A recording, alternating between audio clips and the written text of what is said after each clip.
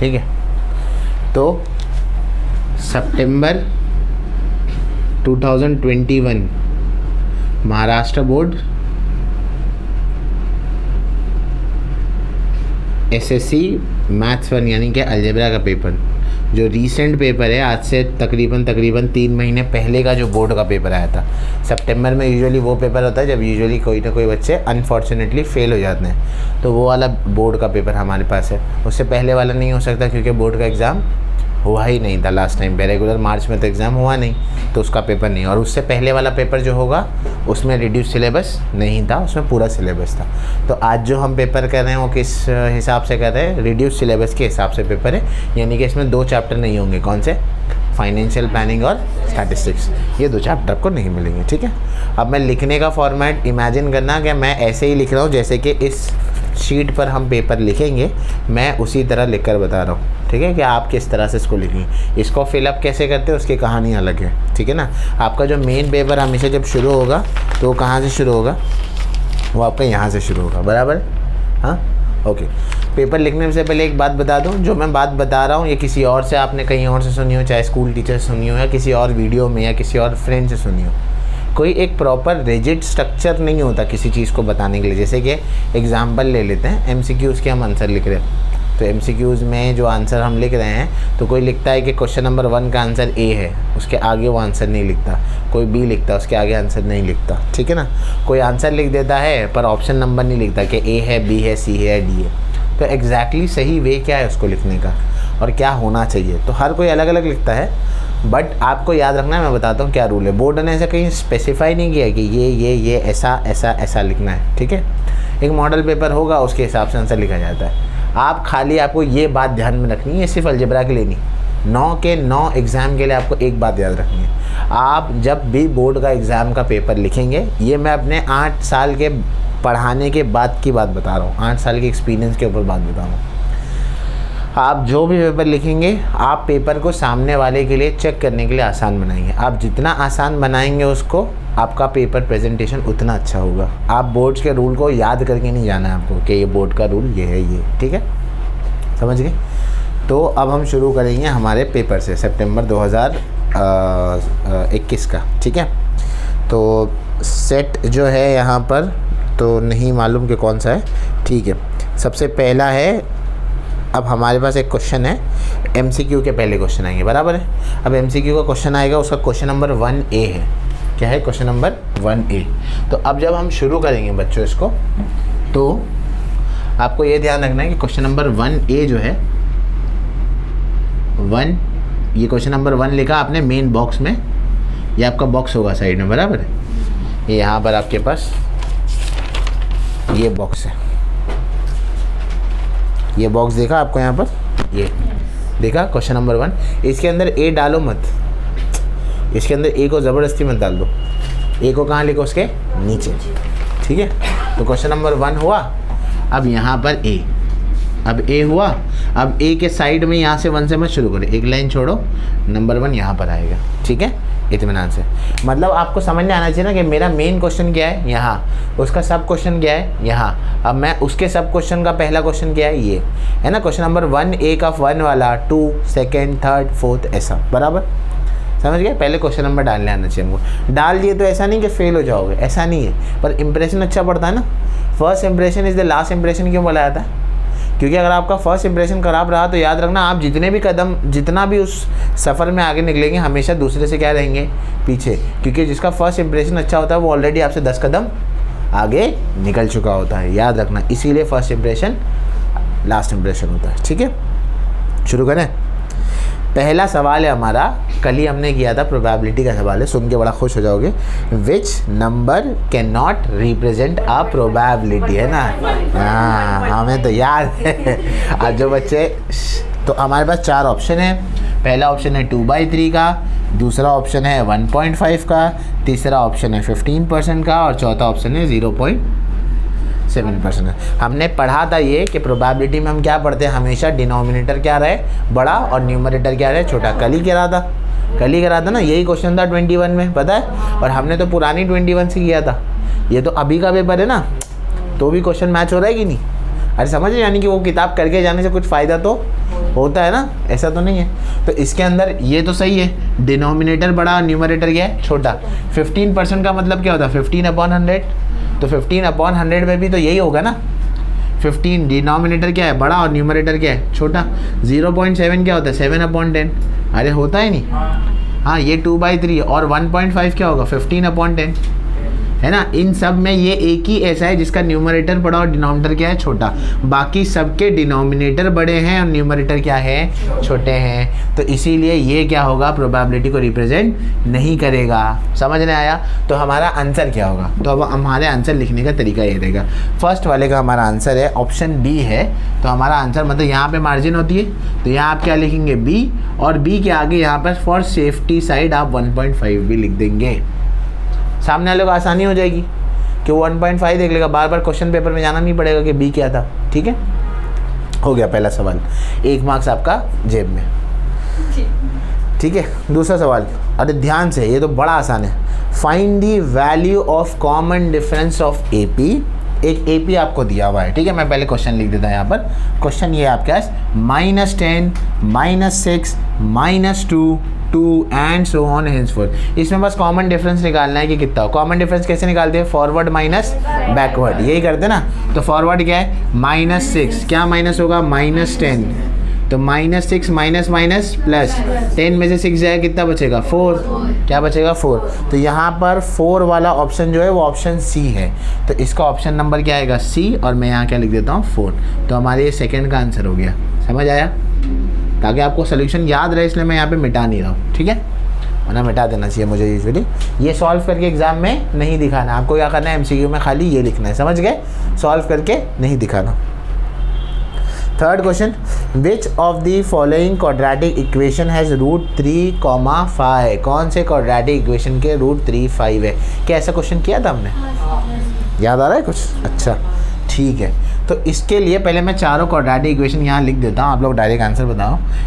x² - 15x + 8 = 0, x² - 8x + 15 = 0, x² + 3x + 5 = 0, x² + 8x - 15 = 0। Answer 3 पक्का, पक्का ना। अगर मेरे को क्या चाहिए, -15 चाहिए, माइनस, हाँ, तो 3 5 15, ये लास्ट वाला होगा, है ना। तो अगर किसी को नहीं पता तो बता दूँ, 15 को फैक्टराइज करके 8 लाना है, तो ये क्या होगा, 3 5 15, है ना। ये क्वेश्चंस किए हैं ना हमने। देखो अभी इतनी मेहनत करी 21 से, और 2 मार्क्स तो वहीं से मिल गए तुमको। हाँ, +5 यहाँ क्या होगा, पर अगर यहाँ पे ऐसे लोगे तो यहाँ तो x - 3 हो जाएगा। ये दोनों ब्रैकेट तो सेम चाहिए, फिर तो नहीं आएगा। फर्स्ट वाला नहीं, फर्स्ट वाला भी नहीं है, थर्ड वाला है। अच्छा, सेकेंड वाला, x² - 3x - 5x + 15 = 0। कैसे, देखो -3 × -5 + 15 आएगा, और -3 × -3 और -5 कितना होगा, -8। तो x कॉमन निकालेंगे तो क्या बचेगा, x - 3, -5 कॉमन निकालेंगे तो क्या बचेगा, x - 3 = 0। अब आ रहा है ना, x - 3, x - 5 = 0। तो x का वैल्यू क्या आ जाएगा, 3, और x का वैल्यू क्या आ जाएगा, 5। आ रहा है ना 3 और 5। तो कौन सा आंसर है, बी वाला। तो इसका आंसर क्या है, बी वाला। और यहाँ है x² - 8x + 15 = 0, है ना। इसमें सबसे पहले सारों को सॉल्व करने से पहले अंदाजे से एलिमिनेट कर दो इसको। क्यों, क्योंकि 3 और 5 फैक्टर चाहिए ना। तो 3 और 5 फैक्टर चाहिए, तो या तो दोनों को ऐड करके 8 होगा, या तो दोनों को सबट्रैक्ट करके 2 आएगा। तो किसका मिडिल टर्म 8 या 2 है वो देख लो। तो किसका मिडिल टर्म 8 या 2 है, तो यहाँ पर मिडिल टर्म 15 है, तो ये नहीं हो सकता। इसका मिडिल टर्म 8 है, तो ये पॉसिबल है। इसका मिडिल टर्म 8 है, तो ये पॉसिबल। फिर ये दोनों को सॉल्व करने का, तो ये दोनों को हमने दोनों को सॉल्व किया, तो ये वाला आंसर मिला, तो ये वाला लेके। समझ गए। या उससे आसान तरीका क्या है, आप x की जगह पर 3 रखो, एक बार चेक करो 0 आ रहा है कि नहीं, और 5 भी रखो, चेक करो 0 आ रहा है कि नहीं। अगर दोनों वैल्यूज़ 3 और 5 दोनों रखने पर 0 आ रहा है, तो वो इक्वेशन आपका क्या होगा, आंसर होगा। ठीक है, ऐसे। तो ये तुम्हारा थर्ड क्वेश्चन हो गया। ठीक है, तो ये हो गया था तुम्हारे थर्ड का आंसर, जिसका आंसर क्या है, बी है। ठीक है, हाँ, आगे चलते ये तो तुम लोग का सबका फेवरेट है, फाइंड द वैल्यू ऑफ। आपको इस डिटर्मिनेंट की वैल्यू निकालनी है। डिटर्मिनेंट जो है एग्ज़ाम में क्वेश्चन नहीं लिखना है तो हम यहाँ पे सॉल्व कर लेते हैं। डिटर्मिनेंट है हमारे पास 2, 3, 4, 5। कैसे करेंगे बोलो? 2 × 5, 3 × 4, 2 5 जा 10, 5 3 4 जा 12, -2 हमारा कौन सा ऑप्शन है? डी वाला। तो यहाँ डी आएगा और यहाँ क्या आएगा? -2। समझ गए? हो गया। एमसीक्यू में और है क्या? बस 4 एमसीक्यू थे, चारों राइट हो गए, 4 मार्क्स आपके हो गए। अब इमेजिन करो कि एग्जामिनर ने आपका पेपर ओपन किया और पेपर ओपन होते साथ ही आपके चारों एमसीक्यूज राइट हो गए। First impression, last impression. अब उसके दिमाग में एक इंप्रेशन बैठ जाएगा कि ये तो अच्छा स्टूडेंट है, क्योंकि इसने हमने स्टार्टिंग के चारों क्वेश्चन क्या किए? अच्छे किए। अब इमेजिन करो दूसरा केस इमेजिन है, आपने 4 यहाँ पे लिखे, पहले आंसर यहाँ बी लिखा, काटा सी लिखा, हर आंसर में आपने कैंसलेशन किए। उससे क्या इंप्रेशन जाएगा? उससे इंप्रेशन ये जाएगा या तो इसने पूछ के लिखा है, क्योंकि बार बार काटा, उतनी तो समझ सामने वाले को भी होती है, तो उसके पास एक इंप्रेशन चला जाएगा, शायद ये बच्चे ने पढ़ाई नहीं करी सी। आपका पेपर का इंप्रेशन जाना एग्जामिनर पे बड़ा इंपॉर्टेंट है। राइटिंग अच्छी हो ना हो बाद में फ़र्क पड़ता है, स्टार्ट में आप पहली बॉल कैसे खेलते हो वो फ़र्क पड़ता है। क्रिकेट में सबसे प्रेशराइज्ड जो चीज़ होती है वो क्या होती है एक्चुअली? पहली बॉल खेलना, आखिरी बॉल नहीं, पहली बॉल को खेलना। ठीक है, पहली बॉल में बड़ा प्रेशर होता है।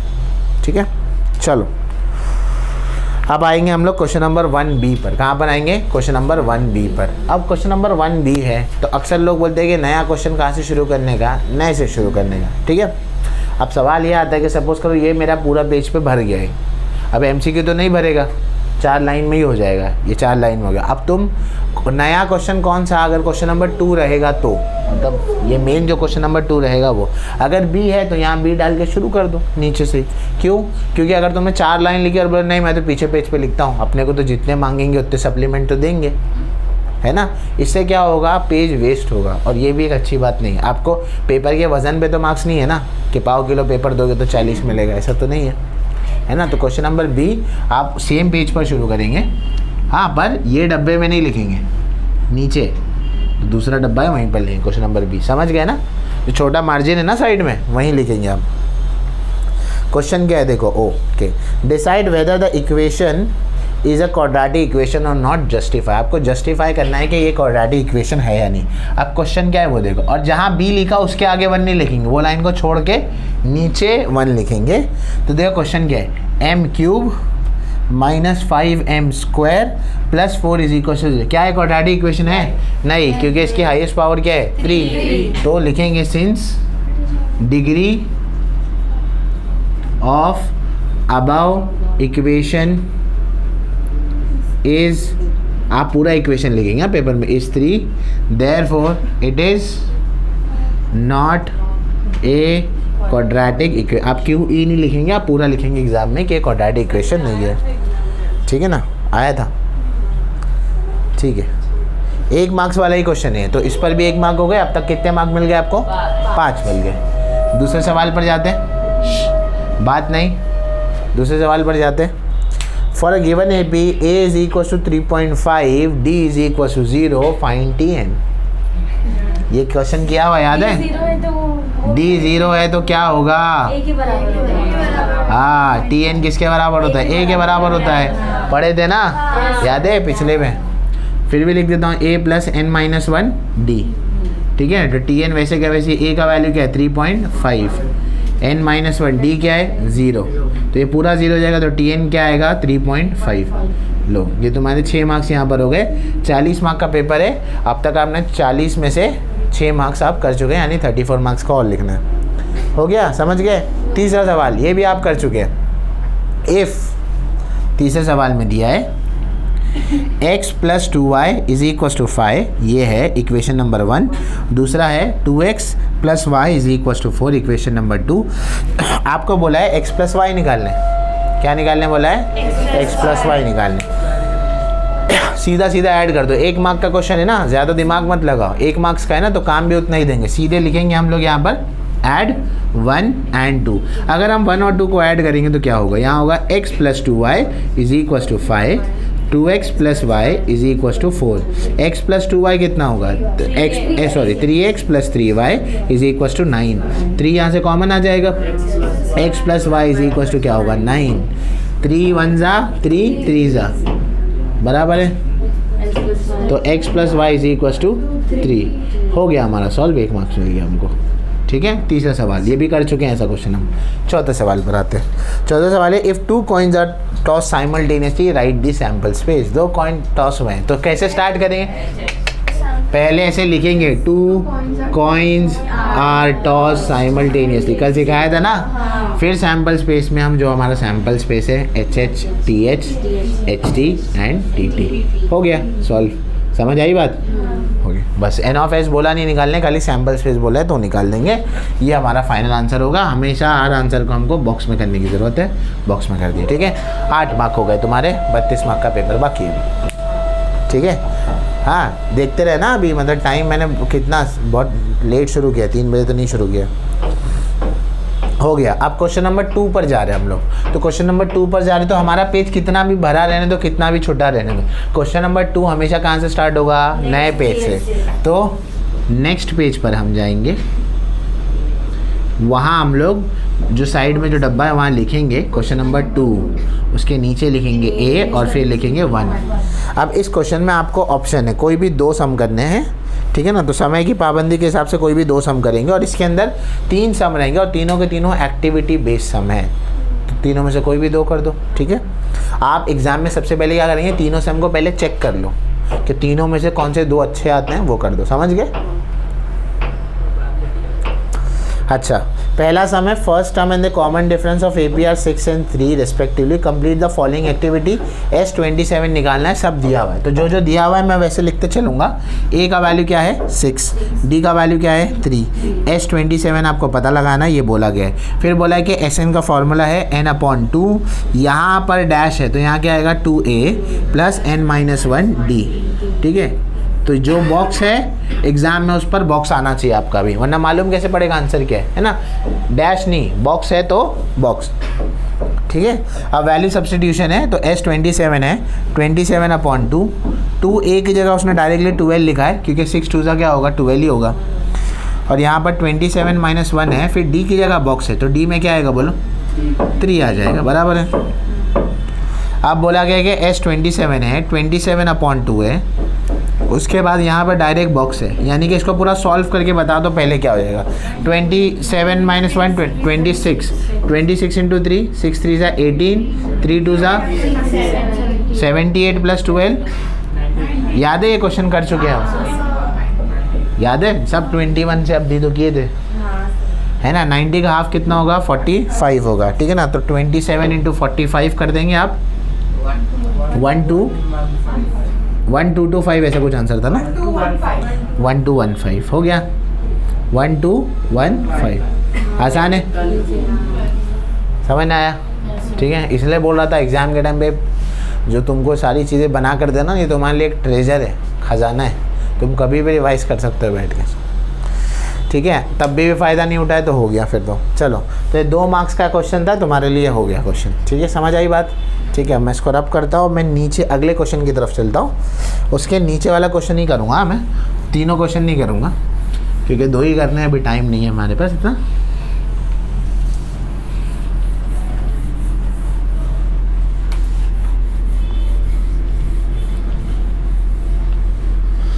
हाँ, तो उसके नीचे वाला क्वेश्चन नंबर 2 है। हमेशा क्वेश्चन नंबर सही डालना है, याद रखो। क्वेश्चन नंबर बिना डाले या गलत डालोगे तो आंसर 0 मिलेगा, भले से पूरा सही रहने दो, मालूम होना चाहिए। To draw graph of 4x + 5y = 19 complete the following activity. आपको बस एक्टिविटी को कंप्लीट करना, बड़ा आसान है। यहाँ दिया है 4x + 5y = 19 है और x का वैल्यू यहाँ पर क्या है? 1 है। तो ऐसा दिया हुआ है 4x + 5y = 19, ये पहला स्टेप दिया हुआ है। फिर दिया है 4 × बॉक्स + 5y = 19। बॉक्स में क्या आएगा? 1, क्योंकि x का वैल्यू क्या है? 1। फिर उसके बाद उसने दिया है 5y = 19 माइनस बॉक्स में क्या आएगा? 4 1 4, 19 माइनस ये कितना हो जाएगा? 15। तो यहाँ दिया है /5, यहाँ भेज दिया, यहाँ क्या आएगा? 15 बॉक्स, y का वैल्यू कितना आ जाएगा? 3। हो गया, 2 मार्क्स मिल गया तुमको, हो गए, ये भी क्वेश्चन हो गए। पहले के 4 कितने हो गए 8, अब 4 कितने हो गए 12 मार्क्स का तुम लिख चुके हो। अब हम आगे बढ़ते हैं क्वेश्चन नंबर बी पर। क्वेश्चन नंबर 2 के बी पर हैं हम, ठीक है।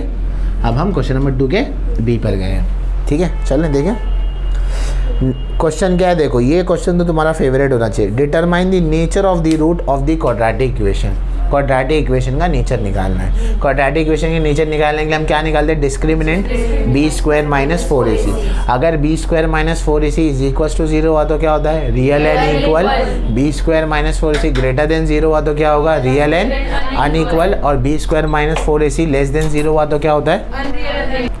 तो 3 केस थे, b² - 4ac लेस देन 0 क्या होता है, अनरियल एंड अनइक्वल, ठीक है। तो करेंगे क्या, तो पहला क्वेश्चन क्या है वो देखते हैं।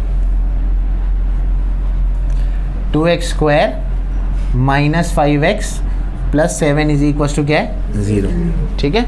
हाँ, अब इसको करने का तरीका क्या, पूरे तरीके से करना है, सम को पूरा सजा कर करना है। कैसे करेंगे, हाँ, comparing with ax² + bx + c is equal to 0।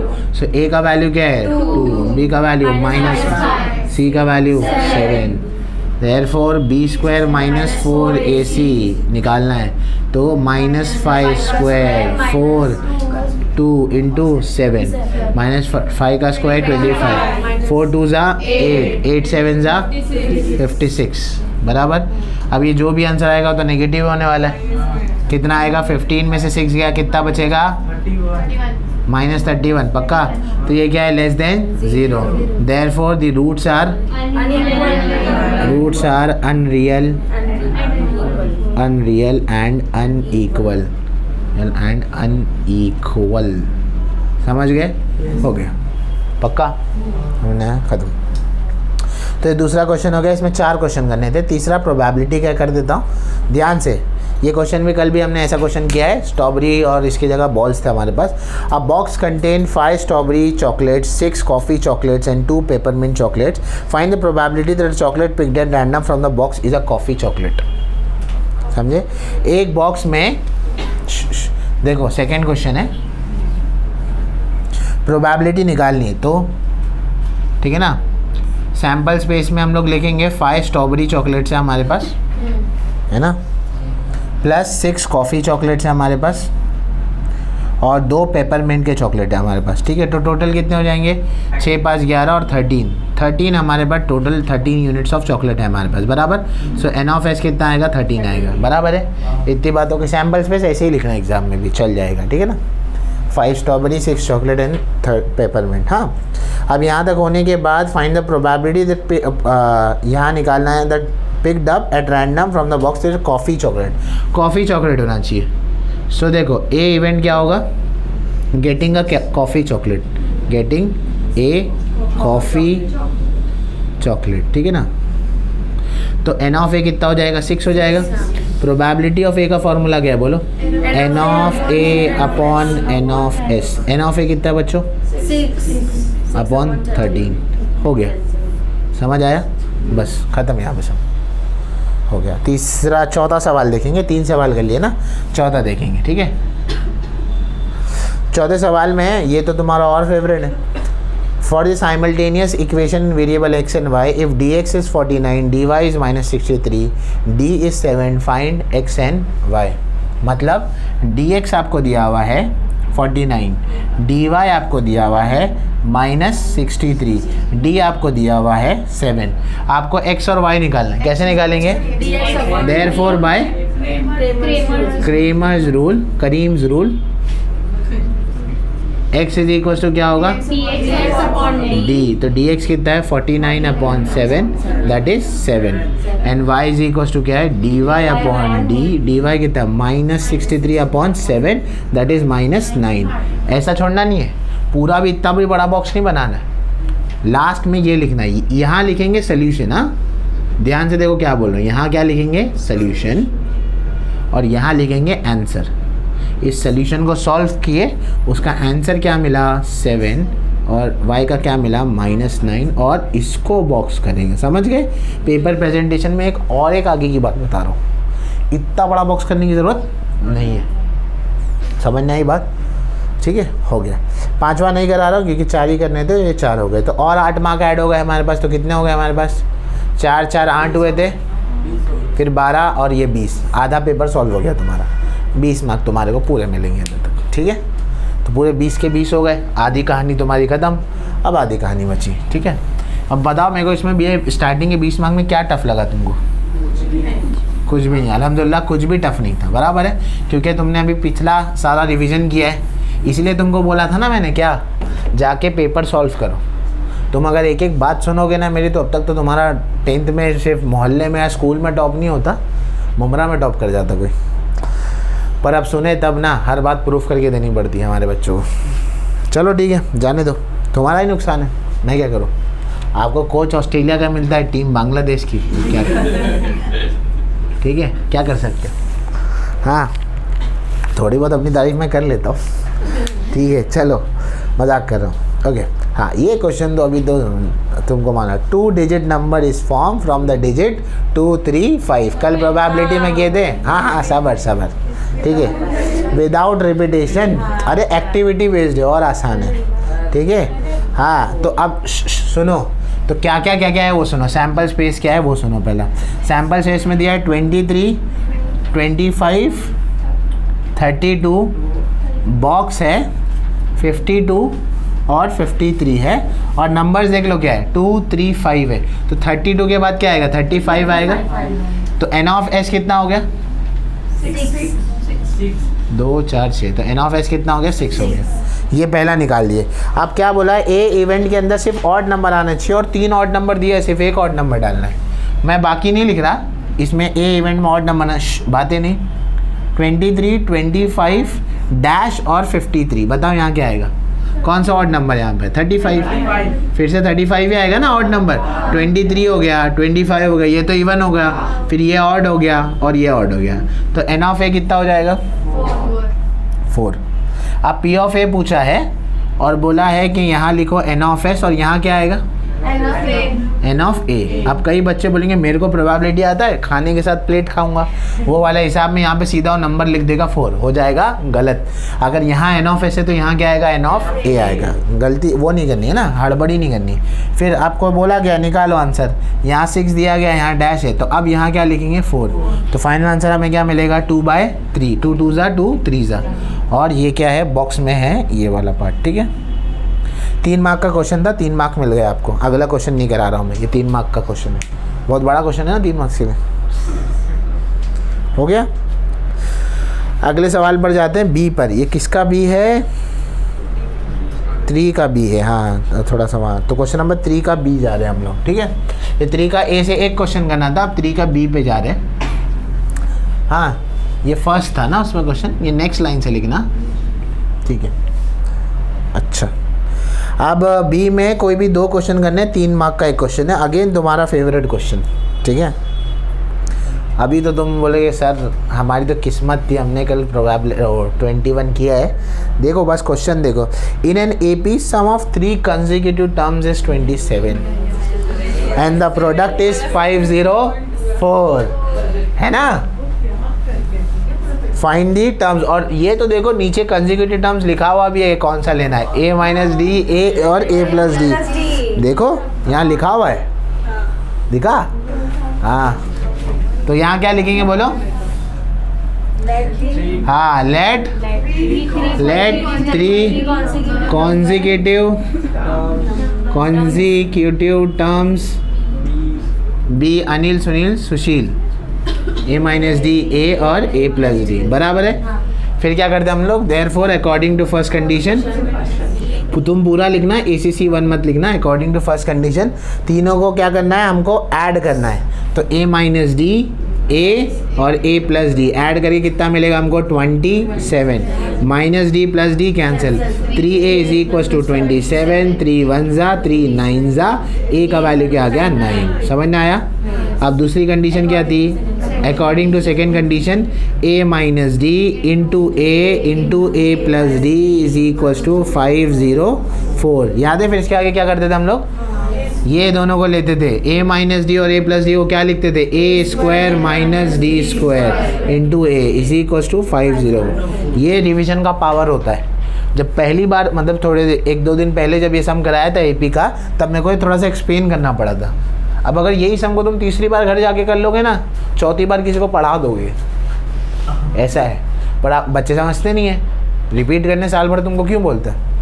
A square minus D square into A is equal to क्या है 504। ए का वैल्यू क्या है 9 square minus D square into a का वैल्यू क्या है 9 बराबर इज इक्वल टू क्या है यहाँ पर 504। याद है अगला स्टेप क्या किए थे, 9 का स्क्वायर तो 81 माइनस डी स्क्वायर, ये 9 1 जा 9, 9 5 जा 45, कितना बचा 5, 9 6 जा 54 इज इक्वल टू यहाँ क्या बचा 54।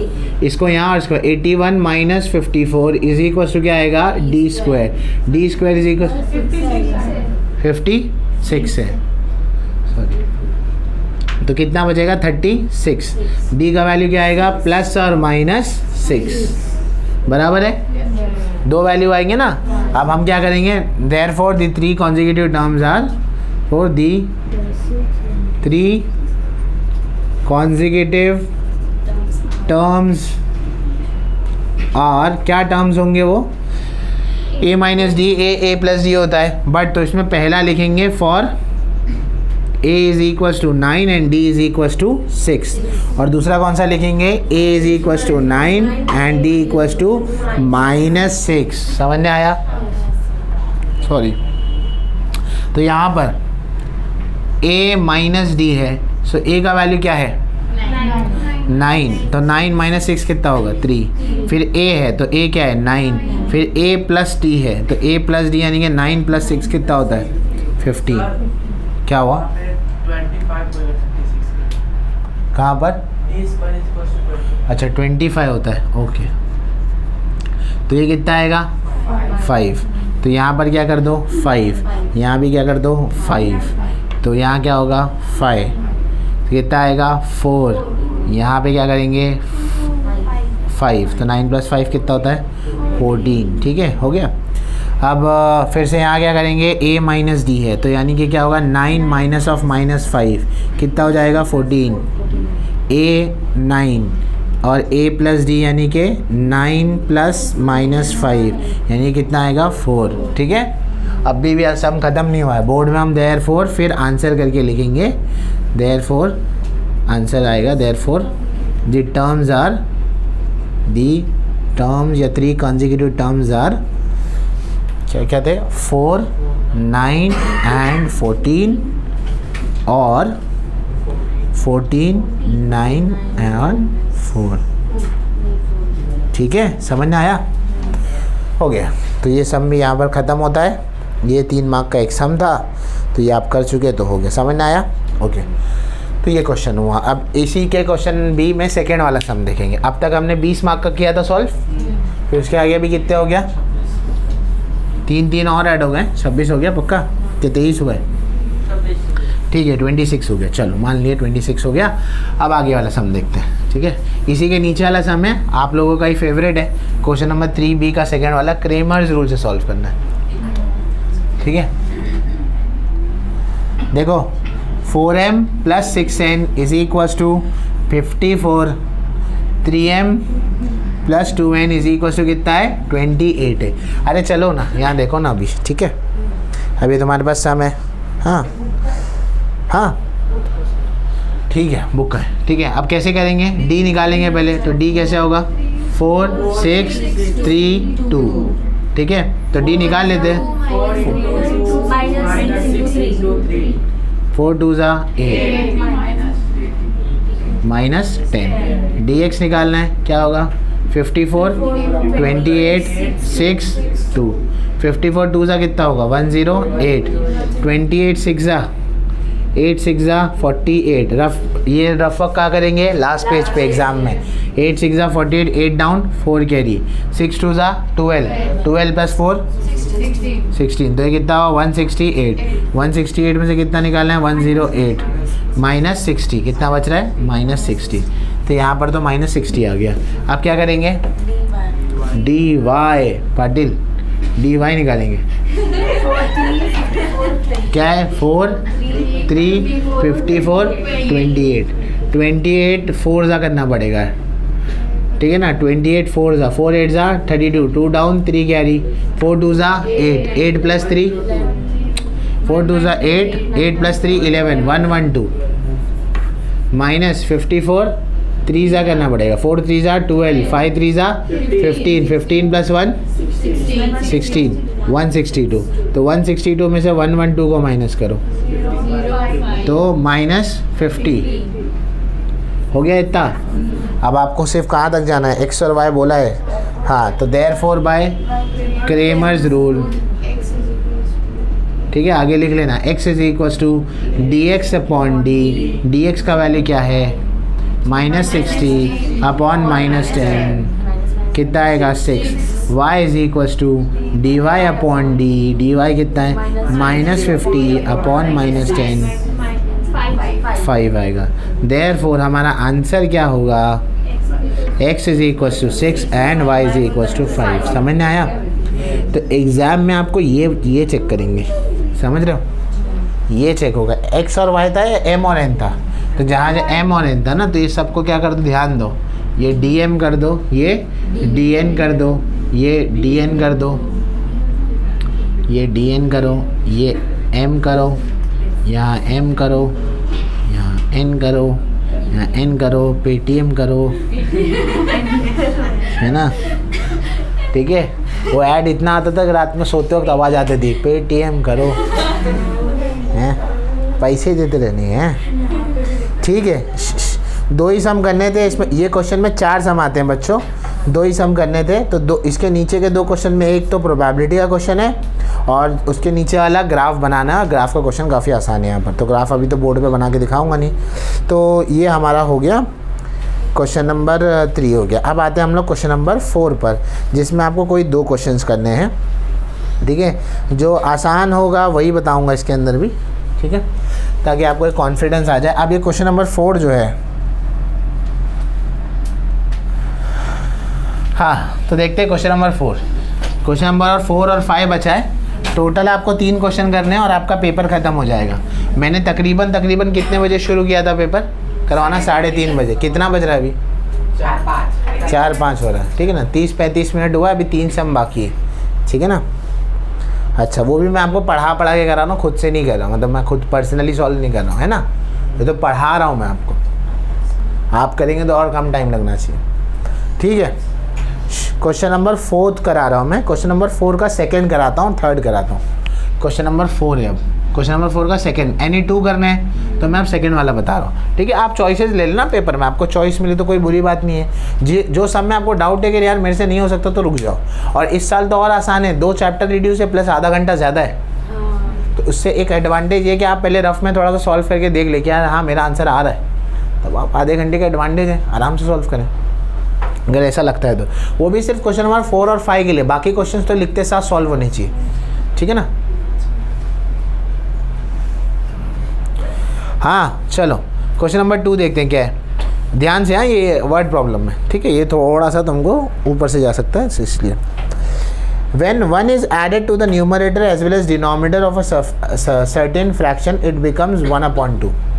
एक न्यूमरेटर, अब जैसे जैसे हो रहा है देखो, सोचेंगे कैसे। सपोज करो एक न्यूमरेटर डिनोमिनेटर है, अभी हमें मालूम नहीं है क्वाड्रेटिक का क्वेश्चन है कि लीनियर का है। हाँ, सपोज करो x/y है, जब दोनों में 1 ऐड करेंगे तो फ्रैक्शन कितना बन जाएगा 1/2। And if 1 is subtracted from numerator and denominator, the fraction becomes 1/3। अरे ये तो बहुत आसान है, यहाँ से एक इक्वेशन मिल जाएगा, यहाँ से एक इक्वेशन मिल जाएगा, बस बात खत्म, आप सॉल्व कर लेंगे। आपको निकालना क्या है, फाइंड दी ओरिजिनल फ्रैक्शन पता लगाना है, ठीक है। कैसे करेंगे देखो, x और y क्या लेंगे, न्यूमरेटर एंड डिनोमिनेटर। तो क्या लिखेंगे बोलो, let x and y be the numerator, आप पूरा लिखना, एंड डिनोमिनेटर रिस्पेक्टिवली, ठीक है। Therefore, according to first condition ACC1, according to first condition क्या है, अगर न्यूमरेटर में भी 1 ऐड करूँ और डिनोमिनेटर में भी 1 ऐड करूँ तो मेरा फ्रैक्शन बन जाता है 1/2। आगे क्या सॉल्व होगा, क्रॉस कर दें, उसको वहाँ और उसको यहाँ, तो 2 × x प्लस 1 और 1 इंटू वाई प्लस 1 तो y प्लस 1 ही रहेगा, तो 2 इंटू एक्स 2x, 2 1 ज़ा 2, y प्लस 1, इसको यहाँ भेजो, इसको यहाँ भेजो, so 2x minus Y is equal to 1 minus 2, so 2x minus Y, 1 minus 2 कितना होगा -1, ये इक्वेशन नंबर क्या हो गया 1 आपका। अरे ठीक है, ये इक्वेशन नंबर 1 है। एग्जाम में ज़रूरी नहीं कि आप लास्ट आंसर को, ये एक टिप है आपके लिए, एग्जाम में ज़रूरी नहीं कि आप लास्ट आंसर को ही वो करो, आप मिडल वाले को भी कर सकते हो, ठीक है ना। यहाँ पर जो इम्पोर्टेंट लगे आपको, पर ज़्यादा डब्बे भी नहीं बनाने, ऐसा ना लगे कि डोंगर पानी खेल रहे हैं, ठीक है। हाँ, अकॉर्डिंग टू कंडीशन 2, अगर दोनों में से क्या करेंगे 1 और 1 को क्या कर देंगे, सबट्रैक्ट कर देंगे, तो हमारा इक्वेशन क्या, सॉरी रेशियो क्या बन जाएगा 1/3। तो अब इसको सॉल्व करेंगे तो क्या होगा, सेम वैसे ही 3 इंटू एक्स माइनस 1 और ये होगा y minus 1, 3 into x 3x, 3 1 ज़ा 3, y माइनस 1, इसे यहाँ भेजें और इसे यहाँ भेजें, तो 3x माइनस वाई, -3 यहाँ कर क्या होगा +3, 3x माइनस वाई, 3 माइनस 1 कितना होगा 2, ये हमारा क्या होगा इक्वेशन नंबर 2 होगा। अरे बात ठीक है। हाँ, आपको रेशो निकालना, ओरिजिनल रेशो आप साइमल्टेनियसली सॉल्व करना है, ये भी -y है, ये भी -y है, अगर दोनों को सुनो तो अगर दोनों को ऐड कर दिए तो -2y हो जाएगा। क्या करेंगे, सब्ट्रैक्ट, क्योंकि अगर सब्ट्रैक्ट करेंगे तो एक -y होगा और एक क्या होगा +y होगा। आराम से मत उठाओ भी, रहने दो। तो क्या करेंगे, क्या लिखेंगे बोलो, सब्ट्रैक्ट इक्वेशन 2 फ्रॉम इक्वेशन 1। जिन्हें नहीं समझ में आता ना, वो घर जाके सब्ट्रैक्शन की जगह एडिशन करो, तब तुम्हें समझ में आ जाएगा कि क्या बोल रहा हूँ, ठीक है ना। तो यहाँ क्या लिखा हुआ है, 2x minus Y equals to -1, 3x minus Y is equals to 2। Suppose करो मैं दोनों को ऐड ही करता, तो ऐड करता तो साइन चेंज होती है क्या, नहीं, तो कुछ कैंसिल ही नहीं होता, ये -2y हो जाता, ये क्या हो जाता 5x। हम ऐड या सब्ट्रैक्ट साइमल्टेनियस इक्वेशन करते क्यों हैं, कोई एक वेरिएबल को हटाने के लिए। जब मेरा कोई एक वेरिएबल हटेगा ही नहीं तो मकसद क्या है फिर। तो ये क्या हो जाएगा माइनस, ये क्या हो जाएगा प्लस, ये क्या हो जाएगा माइनस, ये क्या हो जाएगा कैंसिल, ये 2 में से 3 जाएगा तो कितना बचेगा -1x, -1 -2 कितना होगा -3, माइनस माइनस कैंसिल, x का वैल्यू क्या आया 3, x 3 आ गया। अब क्या निकालना है, y निकालना है, put x is equal to 3 in equation 1 में पुटअप कर दो। 1 वाला इक्वेशन क्या है, 2x minus Y is equal to -1, ठीक है, ये पुट कर दिया। अब x की जगह क्या आएगा बच्चों बोलो 3, और यहाँ क्या होगा -y इक्वल टू क्या होगा -1, ठीक है, 2 3 ज़ा 6 -y इक्वल टू क्या होगा -1, -1 को यहाँ ले गया तो 6 + 1 इज इक्वल टू y का वैल्यू क्या होगा 7, ठीक है, समझ गए। फिर क्या करेंगे, देयरफॉर आंसर क्या होगा हमारा, x is equal to 3, y is equal to 7। समझ में आया। 3 + 1 4, 7 + 1 8। देखो अगर मैं वहाँ पे पुटअप कर दूँ x + 1 अपॉन y + 1 है, तो x + 1 यानी कि 3 + 1 कितना होगा 4, 7 + 1 कितना होगा 8, कितना आ रहा है 1/2। अरे आ रहा है कि नहीं। अब इसको करके देखो, x - 1 y - 1, x - 1 कितना होगा 3 - 1 2, 7 - 1 6, 1/3 आ रहा है कि नहीं आ रहा। तो अगर ये वैल्यू आ रहा है सही या ये वैल्यू, तो आपका आंसर क्या है, सही है। आप रिटर्न जाके उल्टा चेक भी कर सकते हो लीनियर इक्वेशन में, तो इससे गलती होने के चांसेस 0 हो जाएंगे, ठीक है ना, ठीक है, हो गया। तो ये आपका हो गया, इसमें 2 क्वेश्चन करने थे तो हमने एक कर लिया। अरे वाह भाई वाह। नीचे वाला क्वेश्चन फिर आपके लिए, ठीक है, तीसरा सवाल है, in an AP 16 14 12 the sum of how many terms is 60। इनमें कितने टर्म्स को मिलाकर 60 होगा, ठीक है। अब ये थोड़ा सा दिमाग वाला है, 16 14 12 कम होते जा रहा है। अब ये सबको ऐड करना है, यहाँ पे 60 लास्ट टर्म नहीं है, हाँ, तुमको सम ऑफ n टर्म्स दिया हुआ है, सम ऑफ n टर्म्स, यानी कि सम ऑफ n टर्म्स क्या होता है SN होता है। SN कितना दिया हुआ है 60 दिया हुआ है। तो A क्या है यहाँ बोलो 16, D क्या होगा 14 - 16 कितना होगा -2 होगा। आपको SN भी दिया हुआ है तो निकालोगे क्या n, क्या निकालोगे n। क्या फॉर्मूला है हमारे पास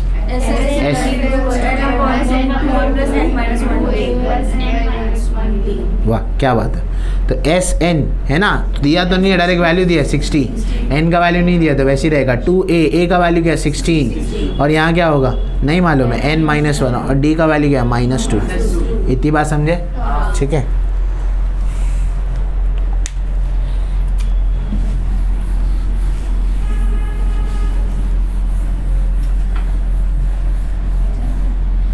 तो ये होने के बाद तो यहाँ क्या लिखेंगे 60 n/2 वैसे का वैसे ही। इधर क्या होगा बच्चों 16 2 ज़ा 32। ठीक है, अब ये ध्यान से देखो, ये माइनस और ये प्लस क्या हो जाएगा माइनस। सो n-1 इंटू क्या बचा यहाँ पर 2, क्या बचा है 2। ठीक है, अरे बात समझ में आ गई। ध्यान से देखो यहाँ पर, ये थोड़ा इंपॉर्टेंट है, ऐसा थोड़ा सा समय लगे। 2 को यहाँ भेज दो तो कितना हो जाएगा 120। अरे 60 2 ज़ा 120। यहाँ क्या बचा 32। ये 2 इंटू n क्या होगा 2n। 2 1 ज़ा क्या होगा 2, बराबर है। तो 120 is equal to n into यहाँ 32, ये -2n होगा और ये क्या होगा +2, है ना। ये माइनस माइनस क्या हो जाएगा प्लस। 32 + 2 कितना होगा 34। तो यहाँ क्या बचा 34 माइनस क्या है यहाँ पर 2n है। अरे बराबर है, समझ आ रहा है। अब ये n को अंदर मल्टीप्लाई कर दो तो 34 इंटू n क्या होगा 34n। n इंटू 2n कितना होगा 2n², बराबर है। अरे पक्का, ये सब 2 के टेबल में आते हैं। तो डिवाइडिंग थ्रू आउट बाई 2 ऐसा लिखेंगे एग्जाम में, डिवाइडिंग थ्रू आउट बाई 2, ताकि हमारा नंबर छोटा हो जाए और फैक्टर निकालने आसान हो। थ्रू आउट बाई 2, सबको 2 से डिवाइड करो। 120 को 2 से डिवाइड करेंगे कितना होगा 60।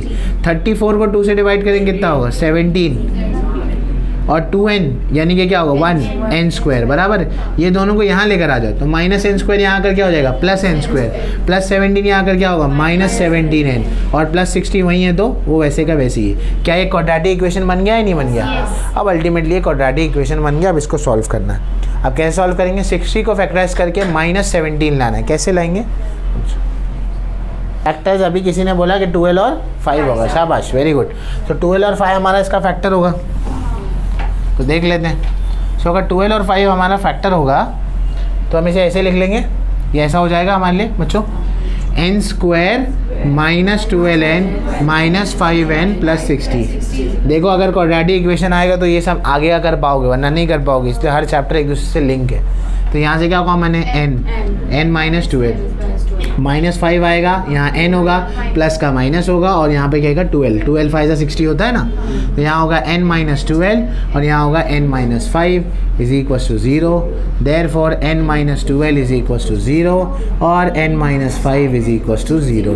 सो n इज इक्वल टू 12 और n इज इक्वल टू 5। अब सवाल ये है कि इसमें से कौन सा हम लेंगे, कि n का वैल्यू 12 होगा कि n का वैल्यू क्या होगा 5 होगा, क्योंकि दोनों वैल्यू आ रहे हैं यहाँ पर। तो हमारा सीक्वेंस ज़रा गौर करते हैं कि हमारा सीक्वेंस क्या था। सीक्वेंस क्या था हमारे पास 16 था और फिर क्या था 14 था, 12 था और फिर उसके बाद क्या था 10 होगा, ऐसे जाते जाएंगे। ज़रा अंदाज़ा लेते हैं क्योंकि 60 ही चाहिए ना ऐड करके, तो छोटा सा नंबर है। इसको इन दोनों को ऐड करो कितना होगा 30 हो जाएगा। 30 और इन दोनों को ऐड करो कितना हो जाएगा 42 में 10 ऐड करो कितना हो जाएगा 52 और 52 में 8 ऐड करो कितना हो जाएगा 60। तो 60 आ रहा है, 1 2 3 4 5 है ना। पर अगर मैं इसको आगे लेके जाऊँ यहाँ तक 60 हो रहा है। हाँ अब देखो ध्यान से देखो, अब कमाल देखो, कमाल जादू दिक्कत है, ठीक है। 6 कितना होगा बोलो 66। हाँ 4 कितना होगा 70। अरे बोलते जाओ ना भाई 70। 2 कितना होगा 72। 0 72 ही है। हाँ गिनती याद रखना अभी 72 ही है। हाँ -2, अब 72 में से 2 कम कर दो 70 -4, 70 में से -4 करो, 70 में से 4 माइनस करो यार 66 होगा ना। 66 में से 6 माइनस करो 60। 1 2 3 4 5 6 7 8 9 10 11 12 दोनों आंसर पॉसिबल है। दोनों से क्या आएगा 60 आएगा। समझ गए? समझे या नहीं? तो इसीलिए एग्जाम में इसके दोनों आंसर क्या होंगे हमारे लिए पॉसिबल। समझ गए? तो इसके दोनों आंसर आएंगे, कोई एक आंसर नहीं, क्योंकि एग्जाम में आप बोलेंगे कि अरे n = 5 तक ही आ जाएगा। अरे यहाँ से बढ़ रहा है तो आगे जाके कम भी तो हो रहा है, तो ऊपर से बढ़ाते जाओ, वहाँ से कम करते चले आओ। ठीक है, तो ये हो गया। बस एक क्वेश्चन बाकी है। आप 40 में से 40 लाने में एक क्वेश्चन बाकी है। ठीक है, क्वेश्चन नंबर 5 है। अब ये नेक्स्ट पेज पर जाएगा, बराबर है। हाँ क्वेश्चन नंबर 5 देख रहे हैं हम। क्वेश्चन नंबर 5 में 2 क्वेश्चन है, पहले दोनों क्वेश्चन पढ़ लेता हूँ फिर बताता हूँ कि कौन सा क्वेश्चन करेंगे। फॉर अ लास्ट क्वेश्चन है, ध्यान से, लास्ट क्वेश्चन है 3 मार्क के लिए। For a quadratic equation variable m the coefficient a b c are such that a is equals to 2, b is equals to 4a, c is equals to 3a. Form the quadratic equation and solve it by factorization. मतलब सुनो, एक quadratic equation का साजो सामान आपके पास है, a 2 है, b 4a है, c 3a है और उसके अंदर x की जगह m आएगा। क्या आएगा? x की जगह क्या आएगा? m आएगा। ठीक है ना। देखो ट्राई करते हैं पहले। General form of quadratic equation is, general form of quadratic equation is, क्या है form? ax square plus B X plus C is equal to 0। क्योंकि हमारा कोफिशिएंट m है तो हम यहाँ क्या करेंगे? am square plus B M plus C equal to 0। Value put up कर दो। a का वैल्यू क्या है? 2, तो 2m स्क्वायर। b का वैल्यू क्या है? 4am बराबर। c का वैल्यू क्या है? 3a is equal to 0। अरे समझे? अब बोल रहा है कि इसको सॉल्व करो, फैक्टराइज करो, सॉल्व करो इसको। कैसे होगा? 2 3 का क्या होता है बोलो? 6 को फैक्टराइज करके क्या लाने बोल रहा है? 4। 6 को फैक्टराइज करके 4 ला सकते हैं। 6 कौन कौन से टेबल में आता है? 6 1 जा 6, 2 3 जा 6। 4 हो सकता है? नहीं आ सकता है ना, किसी से 4 तो नहीं आ रहा। अब किसी से 4 नहीं आ रहा तो क्या करेंगे यहाँ पर? यहाँ पे किसी से भी 4 नहीं आ रहा तो मिडिल टर्म से तो स्प्लिट नहीं हो पाएगा, है ना। अब मिडिल टर्म से स्प्लिट नहीं हो पा रहा है तो क्या कर सकते? कुछ और कर सकते हैं यहाँ पर। मैं सोचने की कोशिश करो। सपोज करो, एक मिनट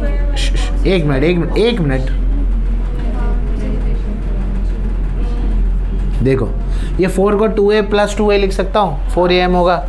ठीक है, यहाँ से क्या कॉमन आएगा? 2m कॉमन आएगा तो क्या बचेगा? m प्लस 2m कॉमन आएगा तो क्या बचेगा? a। यहाँ से क्या कॉमन आएगा? m,